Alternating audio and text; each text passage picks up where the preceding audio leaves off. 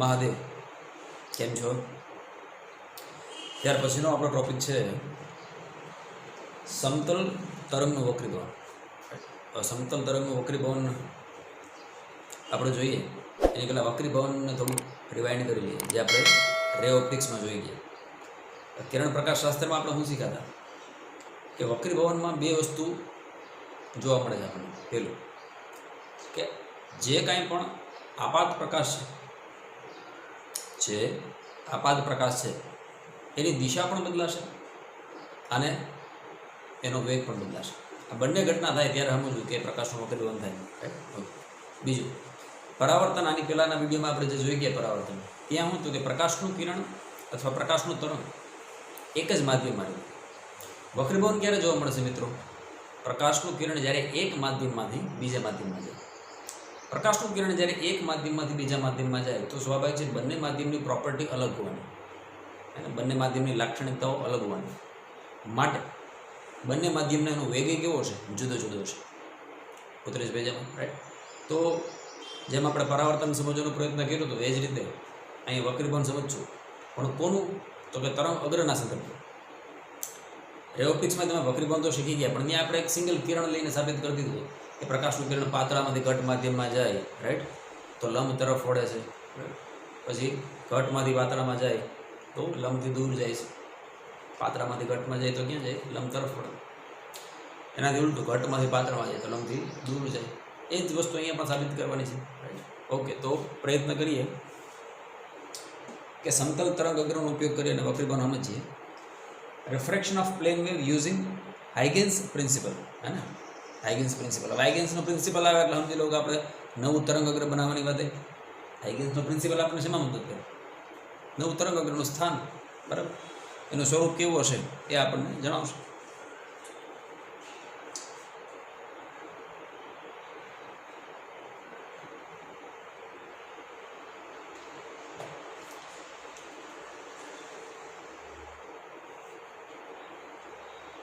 પહેલાં આપણે પ્રેક્ટિકલી જોઈ લઈએ કે વક્રીભવનમાં વાસ્તવમાં તરંગ અગ્રની વાત કરતા હોય, સમતલ તરંગ અગ્રની. તો તમને ખબર છે સમતલ તરંગ અગ્ર કઈ રીતે લે? તો કે આપણે પહેલાં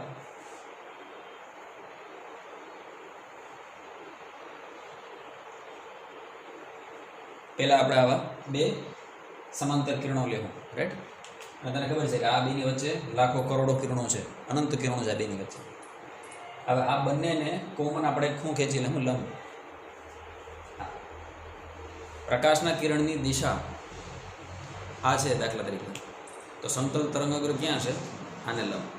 અથવા સમતલ તરંગ અગ્ર આમ આવે છે તારા તરફ, તો પ્રકાશના કિરણની દિશા આ સમતલ તરંગ અગ્રને લંબ હશે, તારા તરફ આવી. રેડી? તો એવા બે કિરણો આમ આવે છે.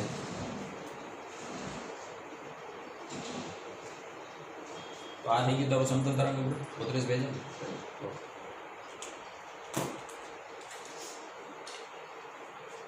આપણે એક સરસ મજાનું રોલર આવી ગયું છે, તો સમજવાની મદદથી આ તારું આપાત સમતલ તરંગ અગ્ર જે પહેલા માધ્યમ છે. હવે એ માધ્યમમાં ઝડપ v1 છે અને આ માધ્યમમાં ઝડપ v2 છે. હું એક પ્રેક્ટિકલ એક્ઝામ્પલ આપીશ આના માટે, પછી આપણે થિયરી. ગણિતમાં કાંઈ છે નહીં બેટા, હાવ હેલું છે. મેં શું કીધું? વે ઓપ્ટિક્સ લોજિકલ છે, હે ને? કેલ્ક્યુલેશન બહુ ઇઝી છે. સાબિતીમાં કાંઈ છે નહીં. સમજાવવું જોઈએ, કોન્સેપ્ટ ક્લિયર થવું જોઈએ. ફિઝિક્સ ગોખવાનો સબ્જેક્ટ નથી, થોડુંક ફીલ કરો એનો સબ્જેક્ટ નહીં. સબ્જેક્ટ એ જોડાવો, રાઈટ? એ કે સાહેબ એમ કેમ સબ્જેક્ટ એ જોડાઈ જવું? મહેનત કરવી પડે, થોડોક પ્રેક્ટિકલ આસ્પેક્ટ વિચારવો પડે ને. ઓટોમેટિક ખ્યાલ આવશે. સમજાશે ને તો વધારે મજા આવશે, બરાબર? શબ્દોની પણ મર્યાદા હોય છે. બાળક પોતાની રીતે સમજવાનો જ્યારે વધારે પ્રયત્ન કરશે ને ત્યારે એને સૌથી વધારે જ્ઞાન પ્રાપ્ત થાય. એ કે આ મેં ટ્રાય કરશું. સારું, ટ્રાય કરો તો સારું. આ એક સમતલ તરંગ અગ્ર આવ્યું. આ ભાગ સૌથી પહેલા માધ્યમમાંથી બીજા માધ્યમમાં જાય. હવે તો સમજી લે, આપણે ધારી લઈએ કે આ પાતળું છે.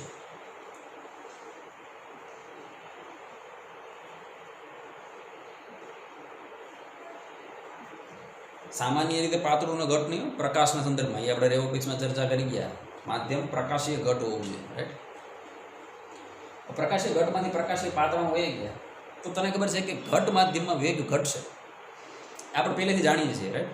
અહીંયા આપણે સાબિત કરી દઉં તો તમને ખબર હોય તો તમારી ગાડી એવું સમજી લે કે તારી ગાડી છે, સમતોલ તરંગ વગરની તારી ગાડી છે, ટુ વ્હીલ અથવા ફોર વ્હીલ, જે કે તારી અહીંયા જમીન છે ને અહીંયા રણ છે, અહીંયા ઉપરના ભાગમાં જમીન છે, નીચે શું છે, રણ છે, એટલે કે રેતી છે. તારી ફોર વ્હીલ આ રીતે આમ ક્રોસમાં આવે છે. આમ આ પહેલું આગળના બે પૈડા, આ પહેલું ના બીજું.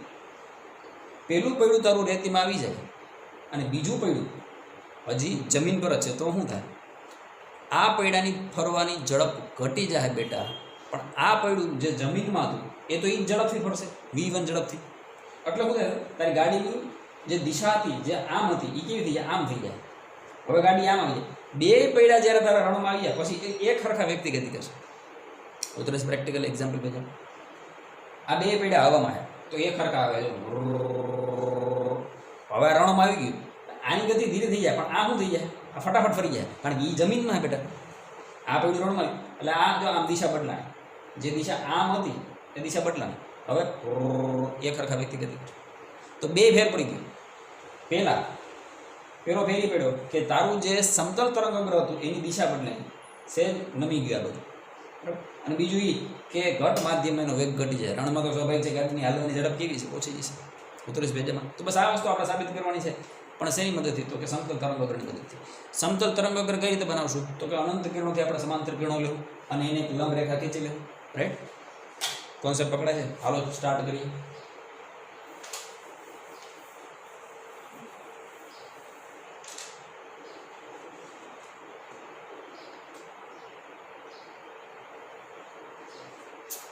આ જે છે એ બે માધ્યમને છૂટી પડતી સપાટી છે, બરાબર. ઉપરનું માધ્યમ જે છે, દાખલા તરીકે હવા લઈ લે, નીચેનું માધ્યમને પાણી લઈ લે, રાઈટ?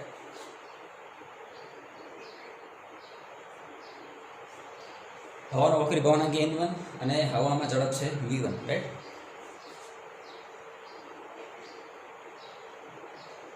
માધ્યમ એક નીચે લઈ લે, માધ્યમ બે અહીંયા.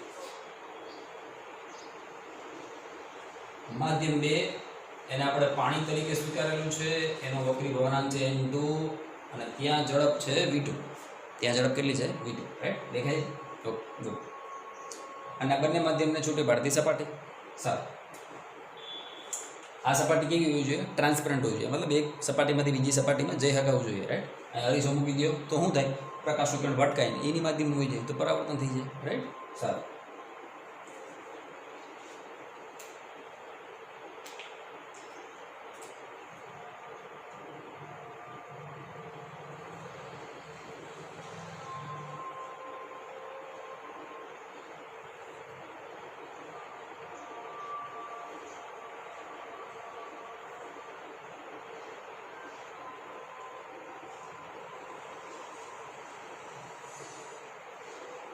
આ બે સમાંતર કિરણો લઈ લીધા અને એને લંબ, બરાબર. લંબનો મતલબ એ થાય બેટા કે આ કિરણ અને તરંગગ્રહ વચ્ચે 90નો ખૂણો બનાવીએ. એ જ રીતે આ કિરણ અને આ તરંગગ્રહ વચ્ચે કેવો ખૂણો બને? 90નો. આ સમજાણું, રાઈટ? ઓકે, સારું.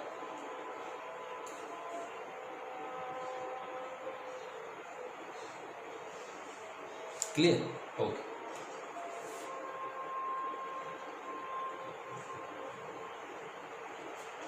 હવે એક વસ્તુ સમજો કે એ બિંદુએ આપાત કિરણ લંબ સાથે જે બનાવેલો ખૂણો હોય એને શું કહીએ? આઈ. એને શું કહેશું? આઈ. તો આ આખે આખું લંબ છે, દેખાય છે? હા. તો આ આઈ હોય તો આ વાહ વધી કેટલો હોય?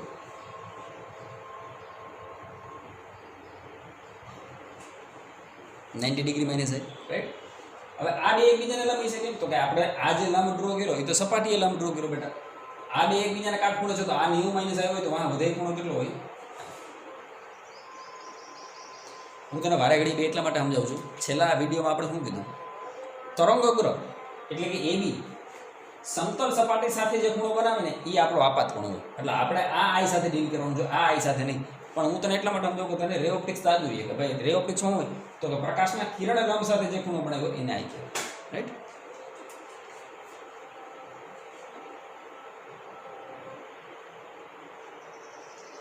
હવે દરેક વિદ્યાર્થી સમજી શકશે ભાઈ આ આઈ છે તો આ પણ આઈ થશે. ક્લિયર? Very good.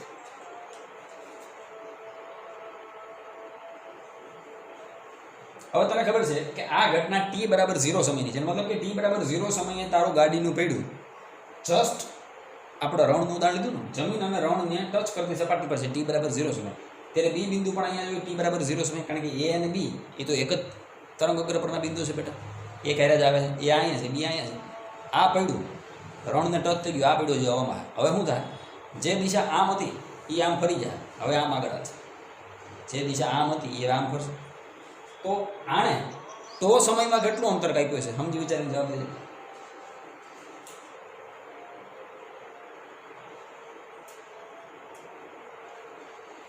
t બરાબર 0 સમય અહીંયા છે અને t બરાબર 0 સમય અહીંયા છે.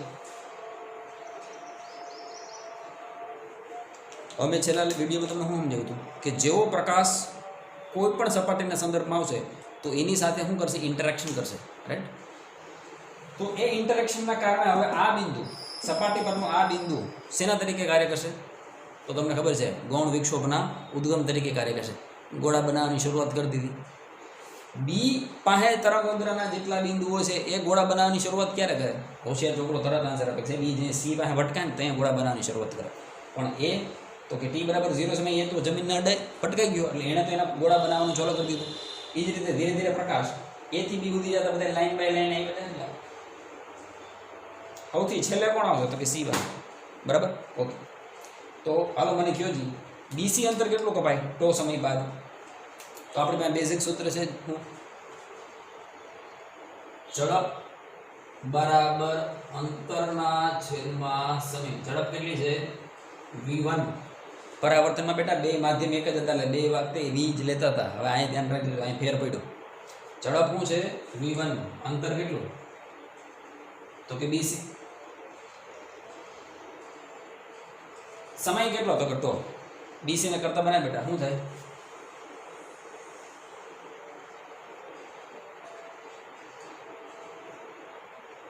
અને મતલબ કે આ જે અંતર કપાણું એ v1 ટો જેટલું કપાણું. વેરી ગુડ, સમજાય છે આગે ના, સરસ. તો હવે મારી વાલી દીકુડી જવાબ દે મને કે એ પાસે જે ગોળા બનાવવાની શરૂઆત થઈ છે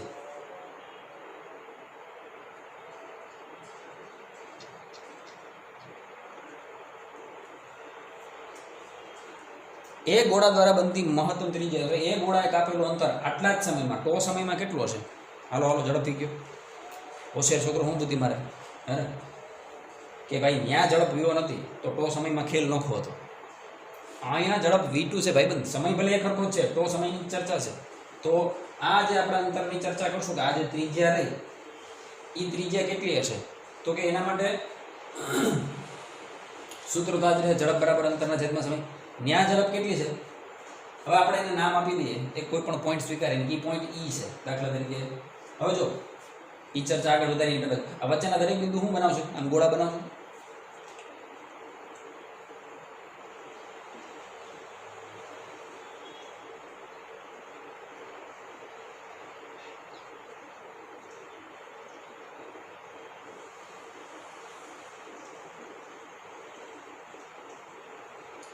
અને સી એ જસ્ટ ગોળા બનાવવાની સ્ટાર્ટ કરશે એટલે આ બધાય ગોળાને સ્પર્શ તો એક સામાન્ય સ્પર્શક આપણે બનાવશું.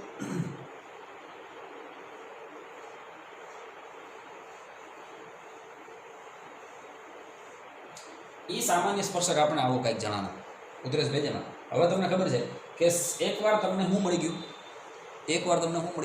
તરંગ અગ્ર મળી ગયું પછી તો બેટા કિરણની દિશા તો આપોઆપ નક્કી થઈ જાય. એ કે એવું મને કેમ ખબર પડે સાહેબ, જો તને તરંગની દિશા ખબર છે તો એને લંબ તરંગ અગ્ર જ હોય 100%. પણ જો તને તરંગ અગ્ર ખબર છે તો એને લંબ પ્રકાશની દિશા હોય. અહીંયા તારી પાસે જો કોઈ તરંગ અગ્ર આવી જાય તો હવે એને લંબ, અને લંબ દિશા ક્યાં હોય, આને લંબ દિશા થઈ ગઈ. આ તરંગ અગ્રને નામ આપી દે, તારી ચોપડી વાળા એક નામ આપી દે ઈસી. તો આ ઈસી તરંગ અગ્રને જે લંબ હશે એ વક્રીભૂત કિરણો છે. કેવા, કારણ કે માધ્યમ બદલી ગયું બેટા. હવે ધ્યાન દીજો, પ્રકાશનું કિરણ અથવા પ્રકાશના તરંગ અગ્ર આવ્યા કેમ આ રીતે, પહેલામાંથી જેમ સીધા નીકળી જવા જોઈતા હતા, આમ સીધા માધ્યમ એકનું એક હોત તો તને ખબર છે આ પ્રકાશ સીધો નીકળી જતા, પણ હવે એવું નહીં થાય. જો અહીંથી ટર્ન મળી જશે, હા તેમ સીધા જતા એમ ટર્ન મળીને હવે નીચે ભાગશે. આવે છે પેલી રાઈટ. તો હવે આમાંથી આપણે એક જ ગોળાની ચર્ચા કરશું, બધા ગોળાની દેખાડીએ રાઈટ. તો આકૃતિ કેવી બનશે હવે,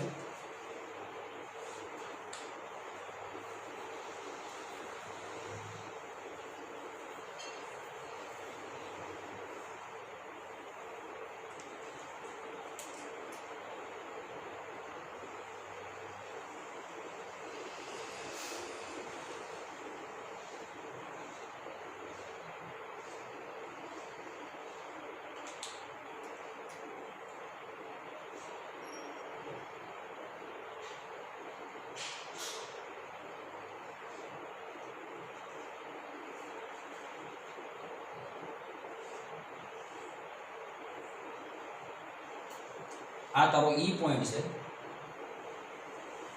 તો હવે મને હોશિયાર વિદ્યાર્થી જવાબ દે કે આ એ માપ કેટલું થાય. ચાલો ફટાફટ એ માપ કેટલું થાય અહીંથી ખબર પડશે. અહીંયા તો કાંઈ લખેલું જ નથી એટલે તારે બોલવાનું હોય ને હું લખશું આપણે તો કે બીજા માધ્યમમાં ઝડપ કેટલી છે V2 કાપેલું અંતર કેટલું એ છે અને એ અંતર કાપવા માટે લાગતો સમય કેટલો T બરાબર. તો હવે અહીં ધ્યાનથી જુઓ એ બરાબર થઈ ગયું V2 ઇન્ટુ ટો. હવે મને સમજી વિચારીને આન્સર આપજે કે આ જે તારું V2 ટો છે આ અને V1 ટો સરખું હોય કે નાના મોટું હોય અને નાના મોટું હોય કોણ નાનું કોણ મોટું સમજી વિચારીને આન્સર કરી બોલ કોણ. તો કે સર આપણને એ ખબર જ છે. શું ખબર જ છે તો કે હવામાં આપણને વેગ વધારે જ છે. હવામાં વેગ કેવો હોય છે વધારે, પાણીમાં વેગ કેવો હોય છે ઓછો. પણ એ આપણે અહીંયા સાબિત કરશું ઉતરી થઈ જાય. પણ સ્વાભાવિક છે કે પ્રકાશીય પાતળા માધ્યમ કરતાં પ્રકાશીય ઘટ માધ્યમમાં વેગ કેવો હોવાનો ઓછો હોવાનો ઉતરી થઈ જાય. તો એનો મતલબ કે V1T અંતર અને V2T અંતર ક્યારેય હરખા નહીં હોય. V1T સ્વાભાવિક છે વધારે હશે કારણ કે પ્રકાશીય પાતળા માધ્યમમાં છે. V2T કેવું હશે તો કે ઓછું હશે કેના કરતાં આના કરતાં. એટલે શું થાય કે આ બે અંતર એક સરખા નથી બરાબર. પછી શું કરશો તો કે આ એરો કઈ રીતે નક્કી કરવો. આ એરો તું હું નક્કી નથી કરતા. આ એરો આ બીજો એરો દાખલા તરીકે આ એરો એ તું હું નક્કી નથી કરતા. તને એવો પ્રશ્ન થવો જોઈએ કે સાહેબ આ આપણે આમ લઈતું હા કારણ કે ત્રિજ્યાનું માપ તો ગમે ત્યાં સરખું છે. એક્ઝેક્ટ આયન્સ કેમ લીધો એ કોણ નક્કી કરશે તો કે આ બધાય જે આની વચ્ચે બધા એને ગોળા બનશે એ બધાય ગોળાને સ્પર્શતો એક સામાન્ય સ્પર્શક વિચારો ધ્યાનથી જો. એ પાસેના ગોળા સૌથી મોટા બન્યા પછી અહીંયા કંઈક વચ્ચે પોઈન્ટ હશે તો એના ગોળા નાના બનશે બેટા. એના ગોળા આવા કંઈક બનશે. આ ત્રિજ્યાના ગોળા બન્યા એનાથી જે કંઈક પોઈન્ટ આગળ હતો બેટા એના ગોળા કેવા બનશે. એના ગોળા આવા બનશે. એનાથી જે પોઈન્ટ આગળ હતો એના ગોળા હાવ નાના બનશે અને C બિંદુ પાસે જે ગોળા બનવું એની શરૂઆત થાય. એટલે શું કર્યું તો કે આ બધાને સ્પર્શો સામાન્ય સ્પર્શક વિચાર્યો ઉતરેશ ભેજાનો ઓકે. અને એને સોલિડ લાઈનથી બનાવી દઈએ.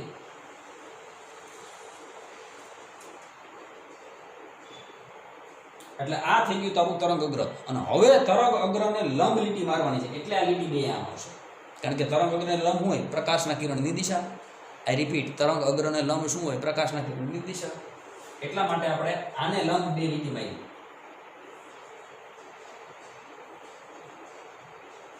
હવે આવે સ્પેલિંગ રેડી. આપાત તરંગ અગ્ર કોણ.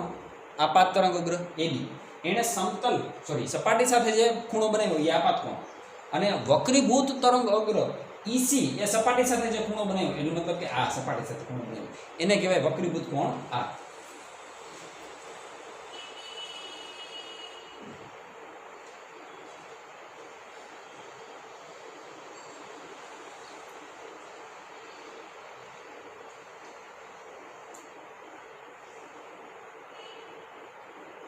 આ થઈ ગયું આપણે વક્રીભૂત કિરણ રેડી. તો હવે બેઝિક ચર્ચા પરથી આગળ વધારશું આપણે સાબિત કરી દેવાનું કે આમાં ઝડપ કેમ ઓછી હોય છે રાઈટ.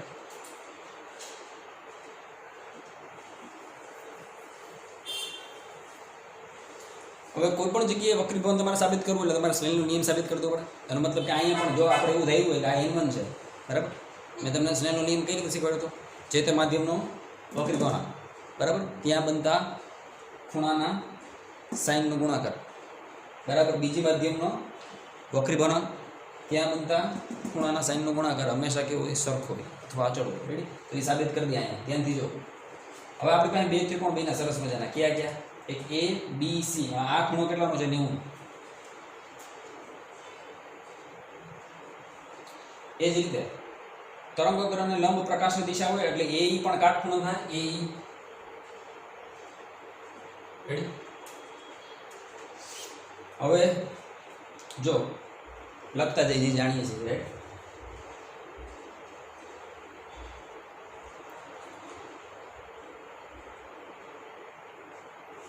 ત્રિકોણ એબીસી માટે ધ્યાનથી જો, એબીસી માટે અહીંયા સાઈન એપ્લાય કરીએ, સાઈન આ ખૂણા માટે, તો સાઈન આઈ બરાબર શું થાય? સામેની બાજુ છેદમાં કર્ણ.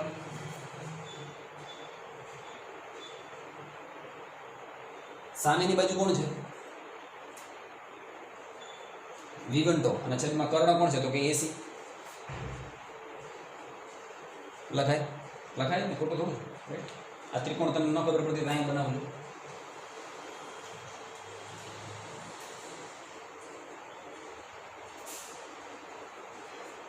સાઈન એ બરાબર હું સામેની બાજુ છેદમાં કર્ણ. રેડી? એ જ રીતે નીચે આપણી બીજો ત્રિકોણ છે, ત્રિકોણ AEC માટે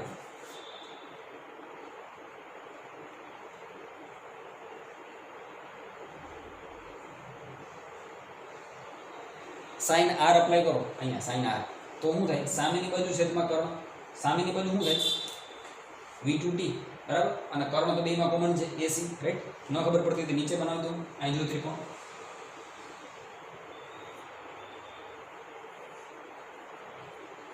આ, તો આની સામેની બાજુ શું થાય? સામેની બાજુ શું થાય? V2T, અને કર્ણ હું તો કે AC જ છે. રાઈટ? એટલે સાઈન R બરાબર શું કીધું કે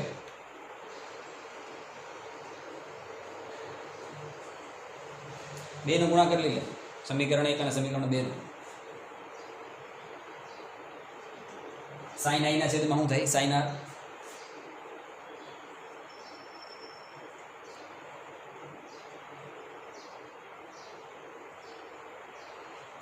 V1 તો ના છેદમાં AC, V2 તો છેદનો છેદાંશ એટલે V2 તો ના છેદમાં AC, છેદનો છેદ ક્યાં આવી ગયો? અંશમાં.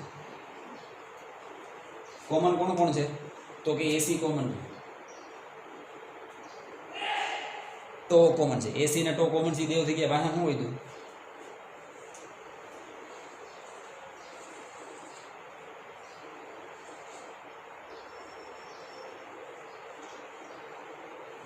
આના બરાબર શું લખી શકાય? ધ્યાનથી જો, આના બરાબર શું લખી શકાય? તો કે આના બરાબર અચળ લખી શકાય. કેમ? તને એકવાર માધ્યમ નક્કી કરી દઈએ એટલે એ માધ્યમ માટે ઝડપ ન બદલે. જે તે માધ્યમ માટે ઝડપ કેવી રહેવાની? અચળ રહેવાની. બીજા માધ્યમમાં એકવાર ઝડપ V2 કહી દીધી, તો આપેલા દાખલા માટે V1 અને V2, આપેલા કેસ માટે V1 ને V2 થોડું બદલે ઘડી ઘડી. માધ્યમ નક્કી થઈ જાય બેટા, એટલે V1 V2 નક્કી થઈ જાય. એટલે V1 ના છેદમાં V2 નો ગુણાકાર લે એટલે ગુણોત્તર, તો અચળ જ આવવાનો. રેડી? ઓકે. તો યાદ કરી, રે ઓપ્ટિક્સમાં એ તો સાબિત કર્યું હતું આપણે કે કોઈ પણ માધ્યમની જોડ માટે સાઈન આઈ ના છેદમાં સાઈન આર નો ગુણોત્તર કયો હોય? અચળ. એટલે આ સ્નેલનો નિયમ સાબિત થઈ ગયો, પણ કેની મદદથી આપણે સાબિત કર્યું?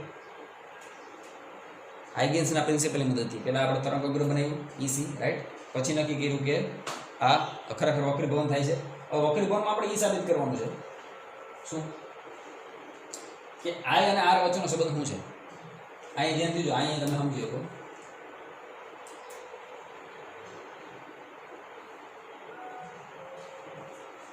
આ આપાત કિરણ છે અને આ વક્રીભૂત કિરણ છે. તો વક્રીભૂત કિરણ લંબ સાથે બનાવેલો ખૂણો કેટલો? હા, રે ઓપ્ટિક્સની વાત થઈ. રે ઓપ્ટિક્સ. રેડી? આ ઓકે. તો આ એકબીજાને લંબ છે. જો આ બે એકબીજાને લંબ છે. દેખાય છે? આ R હોય તો અંદરનો ખૂણો કેટલો થાય? આ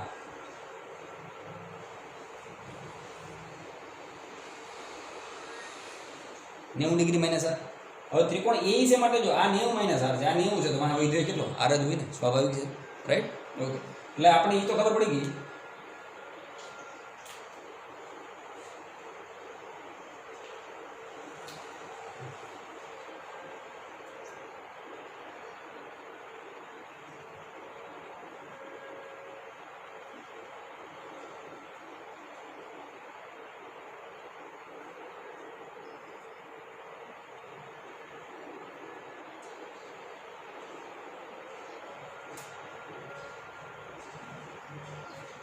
આપાત તરંગ અગર AB એ સપાટી સાથે બનાવેલો ખૂણો I, આ એ શું છે? આપાત કોણ. એ જ રીતે વક્રીભૂત તરંગ અગર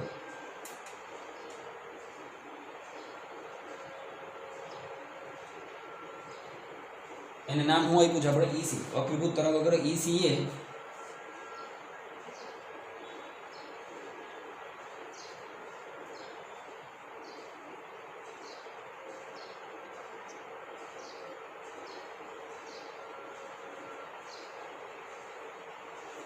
વક્રીભૂત તરંગ ECA સપાટી સાથે બનાવેલો ખૂણો R વક્રીભૂત કોણ. રેડી? ઓકે.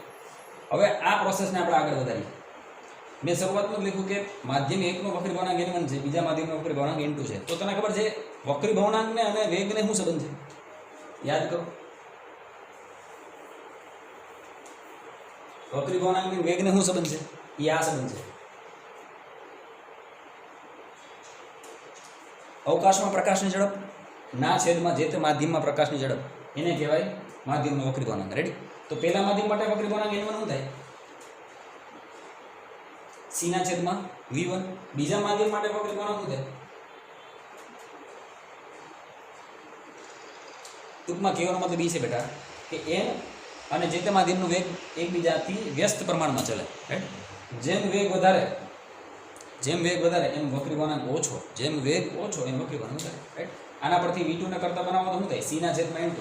આમાંથી v1 ને કરતા બનાવો તો c ના છેદમાં n1.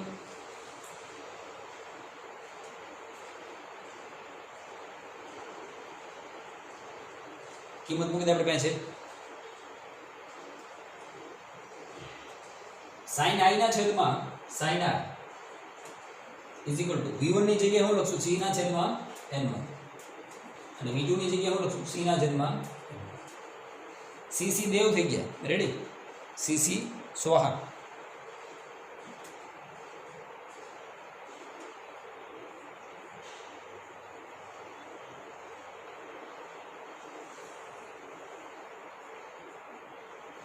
એનો મતલબ શું થયો તો કે sin i ના છેદમાં sin r બરાબર શું કીધું? n2 ના છેદમાં n1. રેડી? હામે ગચકાવી નાખો. હામે ગુણો તો શું થાય? n1 sin i બરાબર હામે ગુણ નાખો તો શું? n1 ગુણાકારમાં sin i બરાબર n2 ગુણાકારમાં sin i. રેડી? હવે એક વસ્તુ ધ્યાનથી અમે આ તો સ્નેલનો નિયમ સાબિત થઈ ગયો. n1 sin i ને શું કીધું? જે તે માધ્યમનો વક્રી ભવનાંક ને આ બધા ખૂણાનો sin નો ગુણાકાર. રેડી? n1 ગુણાકારમાં sin i બરાબર બીજા માધ્યમનો વક્રી ભવનાંક n2 ન્યા બનતો ખૂણો કયો? r એનો sin નો ગુણાકાર. હવે એક વાત તો ફાઇનલ છે, તને મને બીજી કાંઈ ખબર પડે કે ના ખબર પડે? એટલી તો ખબર પડે બેટા કે n2 નું મૂલ્ય n1 કરતાં મોટું છે. એટલે પાણીનો વક્રી ભવનાંક હવાના વક્રી ભવનાંક કરતાં મોટો જ હોય ને. એમાં તરંગ પ્રકાશ શાસ્ત્ર કે કિરણ પ્રકાશ શાસ્ત્ર ક્યાં કઈ લેવા? આ તો સનાતન સત્ય સાબિત કરેલું. n2 is greater than n1. પાણીનો વક્રી ભવનાંક 1.33, આનો કેટલો? 1. રેડી? એટલે આ મોટું છે. તો આ સૂત્ર શું કે મોટા? અહીં ધ્યાનથી જો n2 is greater than n1. હવે ધ્યાનથી સમજો, આપણે સાબિત કરી દઉં. ન્યૂટનની કોર્પ્યુસ્ક્યુલર થિયરીમાં શું કીધું કે હવામાં વેગ વધારે, પાણીમાં વેગ ઓછો. પણ વાસ્તવમાં આપણે અહીંયા શું જોવા મળશે એ તું જોજે. જો n2 ગ્રેટર દેન n1 હોય તો આ સૂત્ર એવું કહે કે sin i ના છેદમાં sin r. આને સમીકરણ 3 કીધું. જો n2 ગ્રેટર દેન n1 હોય તો સમીકરણ 3 પરથી શું લખાય?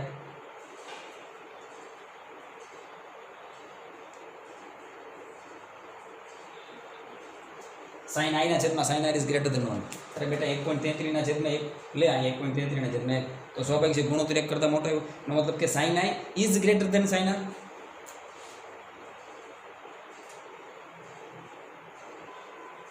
હા કે ના? એનો મતલબ એ થયો મોટા કે i is greater than r.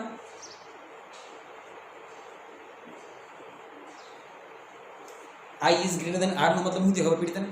જો આ તારો લંબ છે અને આમ છે પ્રકાશનું કિરણ આવી. આ ઉપર i છે અને નીચે r છે. આ લંબ ઉપર i નીચે r. તો i મોટો છે r કરતા, એનો મતલબ શું થયો? i કરતા r નાનો છે અથવા r કરતા i મોટો છે. મતલબ શું કે પ્રકાશનું કિરણ લંબ તરફ વળવું જોઈએ. કાતર દેવીની અસીમ કૃપાથી તને એ તો ખબર છે કે આ બે ખૂણા હરખા થવા જોઈએ, પણ આ લંબ તરફ વળે. અહીં જો આ લંબ તરફ વળ્યું, જે સીધું જવું જોઈએ તેની જગ્યાએ શું લંબ તરફ વળ્યું. મતલબ i is greater than r. વક્રીભવન 100% સમજણ રેડી. બીજું કે sin i ના છેદમાં sin r ગ્રેટર દેન 1 હોય તો એ આમાં મૂકી શકાય ને ભાઈબંધ? આમાં મૂક તો શું થાય? અહીં લખું જો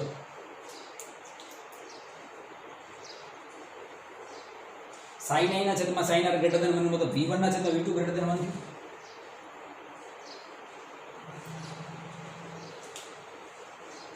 આ લખાય કે ન લખાય? હમણાં જ આપણે સાબિત કર્યું ને, બરાબર?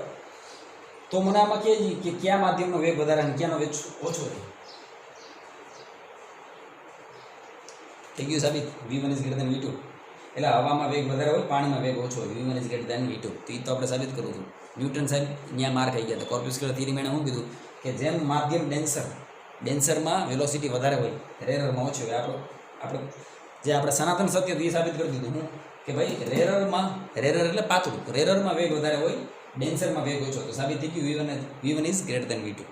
રેડી? ઓકે. બીજું ટેક્સ્ટ બુકમાં એક બીજો નાનકડો મુદ્દો આપ્યો છે કે જો એટલે એને બીજી આકૃતિ બનાવીને આપી છે. હવે બીજી આકૃતિ બનાવવાની આપણે જરૂર નથી. જો હું એમ કહું કે n2 મોટું છે એટલે કે ઘટ છે અને n1 પાતળું છે, પ્રકાશી પાતળું, તો જે આકૃતિ આમ આવી હતી, જે આમ થયું હતું એની જગ્યાએ શું થાય, આ વધારે આમ થઈ જાય અને ગાડી આમ જાય. અટાણે તે વાળ્યું એ લંબ તરફ વાળ્યું તો ઘટમાંથી પાતળામાં જાય આ તો ક્યાં જાય, લંબથી દૂર જાય. ઉતરે ભેજે ને. ઓકે. તો સમજાઈ ગયું. સાબિતીમાં કાંઈ હતું નહીં બેટા. શું કીધું તો બે ત્રિકોણ લઈ લીધા, ત્રિકોણ એબીસી અને ત્રિકોણ એઈસી. એના માટે સાઇન આઈ અને સાઇન આર લઈ લીધા. સાઇન આઈ શું તો કે સામેની બાજુ v1 ના છેદમાં કરનો, અહીંયા સાઇન આર શું તો કે સામેની બાજુ v2 ના છેદમાં કરનો. બેનો ગુણોત્તર લઈને આ સાબિત કરી દીધું v1 ના છેદમાં v2. પછી આપણને એ ખબર છે કે વક્રી કોણાંક અને માધ્યમના વેગ વચ્ચે શું સંબંધ છે, n બરાબર c ના છેદમાં v. એના પરથી આ લખી નાખ્યું n1 બરાબર c ના છેદમાં v1. મૂળ વ્યાખ્યા જે તે માધ્યમ માટે લખવું હોય તો n1 ને v1. રેડી? એના પરથી v1 ની કિંમત આમાં મૂકી દીધી તો આપણને સ્નેલનો નિયમ મળી ગયો. સ્નેલનો નિયમ સાબિત કરી દીધો મતલબ વક્રીકોણ સાબિત થઈ ગયું. તો રિફ્રેક્શન ઓફ પ્લેન વેવ સાબિત કર્યું, બટ યુઝિંગ આઇગન્સ પ્રિન્સિપલ. રાઈટ? પછી આપણે એ પણ સાબિત કરી દીધું કે અહીંયા જે ખૂણો r છે એ નાનો છે. r નાનો છે મતલબ કે પ્રકાશનું કિરણ લંબ તરફ વળ્યું. ઉતરી ભેજામાં અહીંયા આઈ હતો, આ આઈ છે તો આઈ થવો છે, પણ એવું નથી. આ પ્રકાશનું કિરણ થયું લંબ તરફ વળ્યું. રેડી? તો આ હતું તમારું વક્રીકોણ. બીજી એક વાત, દાખલા તરીકે અહીંયા જે તરંગ લંબાઈ છે, પહેલા માધ્યમની તરંગ લંબાઈ દાખલા તરીકે વેગ v1 છે અને તરંગ લંબાઈ કેટલી છે, લેમ્બડા. બીજું અહીંયા તરંગ લંબાઈ લેમ્બડા 2 લઈ લઈએ તો આ ગુણોત્તર શું કહે છે આપણને? આ ગુણોત્તર ધ્યાનથી જો. v ને લેમ્બડાના શું સંબંધ છે? યાદ છે સૂત્ર? ભૂલી ગયું. આ સમજ. પ્રકાશની આવૃત્તિ બેટા કોઈ દી ન બદલાય. પ્રકાશ પેલા માધ્યમમાં ઈ જતો, હવામાં ઈ જ છે અને પાણીમાં ઈ જ છે. પ્રકાશ જ છે બેટા. તો આવૃત્તિ નહીં બદલાય, પણ શું બદલાય તો કે વેગમાં લેમ્બડામાં ફેરફાર થઈ જાય. પહેલા માધ્યમમાં વેગ વધારે છે, પહેલા માધ્યમમાં વેગ વધારે સાબિત કર્યું ને બેટા v1 ના છેદમાં v2. તો પહેલા માધ્યમનો લેમ્બડા કેવો હોય, મોટો હોય. બીજા માધ્યમનો વેગ ઘટી ગયો તો બીજા માધ્યમનો લેમ્બડા ઘટી જાય. આમાં કિંમત મૂકી દે. v1 ની જગ્યાએ શું મૂકીએ કે લેમ્બડા 1 ઇન્ટુ f લખીએ કે આ f1 નું આવે, ત્યાં શું આવે, ખાલી f આવે. એટલે આ સૂત્ર પરથી શું લખીએ કે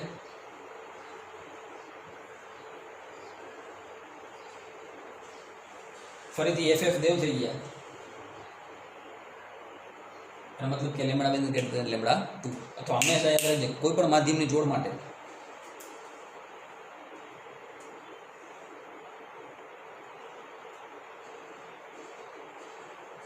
v બાય લેમ્બડા શું હોય, અચળ. કેમ? કારણ કે બેટા આવૃત્તિ છે એ ઉદ્ગમનો ગુણધર્મ છે, તરંગ લંબાઈ માધ્યમનો ગુણધર્મ છે. તો યાદ રાખજે કોઈ પણ માધ્યમમાં જો વેગ ઘટે તો સાથોસાથ તરંગ લંબાઈ ઘટશે. જો વેગ ઘટે તો તરંગ લંબાઈ ઘટે તો જ ગુણોત્તર અચળ. કોઈ માધ્યમનો વેગ વધી ગયો, પ્રકાશનો વેગ વધી ગયો તો સ્વાભાવિક તરંગ લંબાઈ વધી જાય તો જ આ ગુણોત્તર કેવો રહે, અચળ. રેડી? આ સાથે તમામ પોઈન્ટ આવી ગયા તારા વક્રીકોણના. એકવાર શાંતિથી વિડીયો પોઝ કરી આખો જોજે અને થિયરીની લાઈન બાય લાઈન વાંચજે. રાઈટ? મહાદેવ.